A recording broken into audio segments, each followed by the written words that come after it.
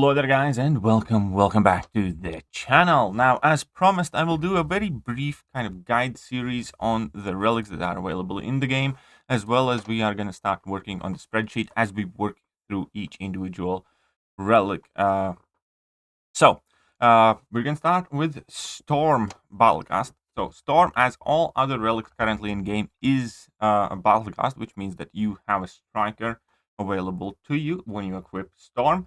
It primarily focuses on unblockable and prowess effects.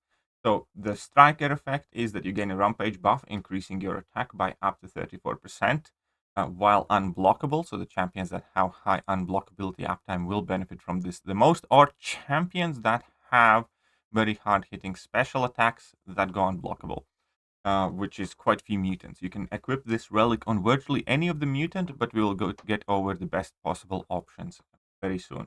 So the signature ability is that each time a champion lands a hit while unblockable, gain increased prowess effect potency.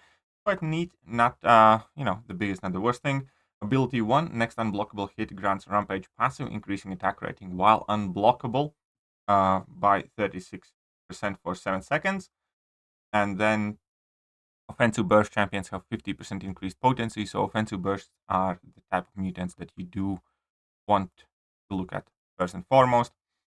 When using this relic. Prowess threshold, alternate ability. Whenever using special attack with 5+ prowess effect, the opponent's inflicted with energy vulnerability debuff, lowering their energy resistance by X. Burst champions gain, again, increased potency. Then the final ability is simple prowess effect duration, which is super helpful for champions like Storm and so on and so forth. Unblockable effect duration, again, can be helpful for Kitty, for instance. And we have minus opponent's energy resistance. So when it comes to champions to use, I don't know why this has gone completely blank. Because obviously offensive burst mutants are the more likely targets for it. So as we can see, the best targets here obviously is going to be Bishop, Danny Moonstar, potentially Gambit, Pride, Sauron, Storm Pyramid X, or Professor X for longer fights. So jumping to the spreadsheet that I am planning to make available, we will be effectively roughly ranking relics as well, because some of them are really good and some of them basically is just striker and doesn't really help. And the value of relics highly depends on the champions that you can equip them on and gain meaningful benefit. For instance, we will talk about Wolverine relic, and there are some decent benefits, but none of the Wolverine champions are particularly good. So that highly affects the value of relic. However, when it comes Storm specifically, then we can see that you can equip her to Bishop, Kitty Pryde, Danny Moonstar, Storm Pyramid X, Sauron, Professor X, Toad, Magneto, Jubilee, and a bunch of other solid mutant characters. Therefore, I do class her as a relatively useful relic. And on this spreadsheet that I'm going to be making, again, I'm going to be listing the champions that she best works with, in addition to a very brief description.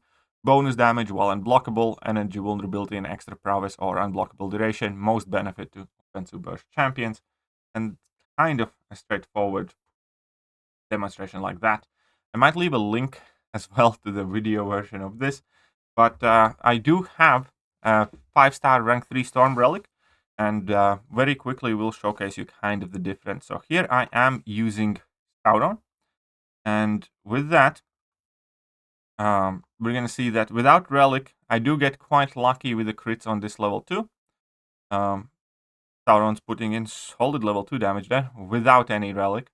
The fight itself is going to last, well, another level 2 that basically nothing crit there, and a level 1, and the fight is over against Winter Soldier in 1 minute and 13 seconds, 74 hits.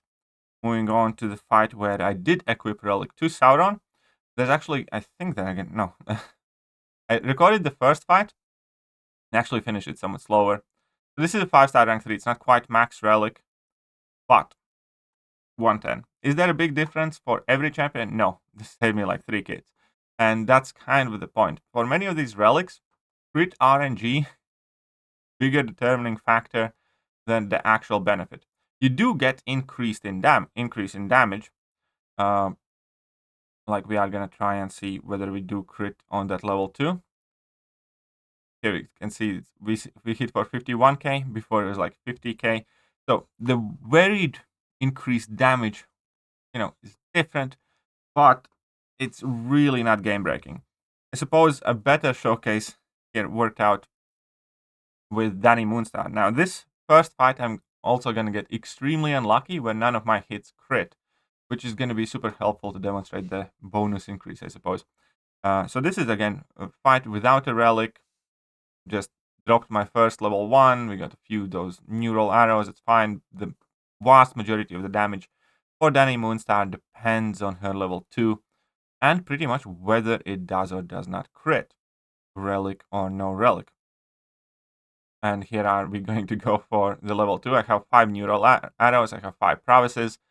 Falter is on. Everything's good. We are dropping and nothing crits here. And we can see that Winter Soldier is still at like 30%.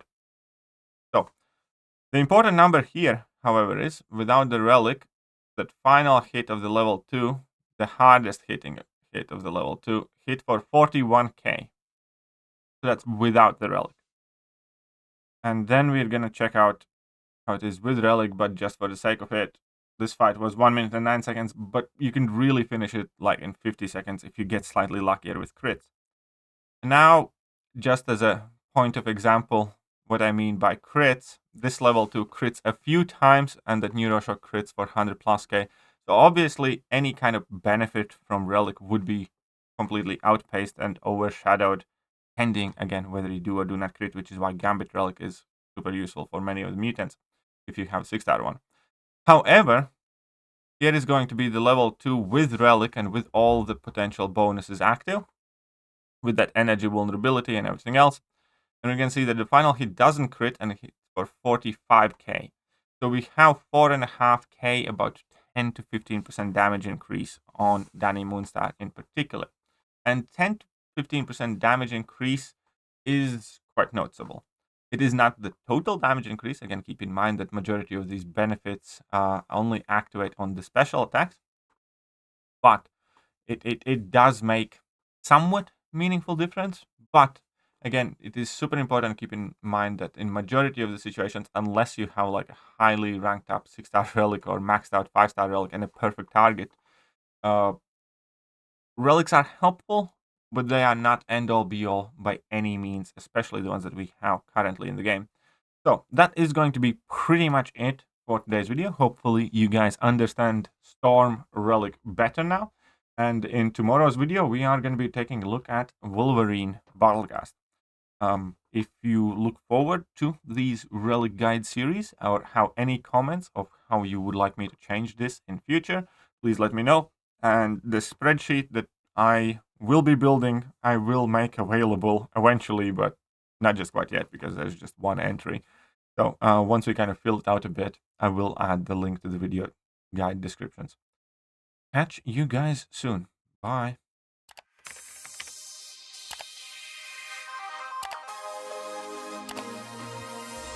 Hello there guys and welcome back to the channel. So we have all the information about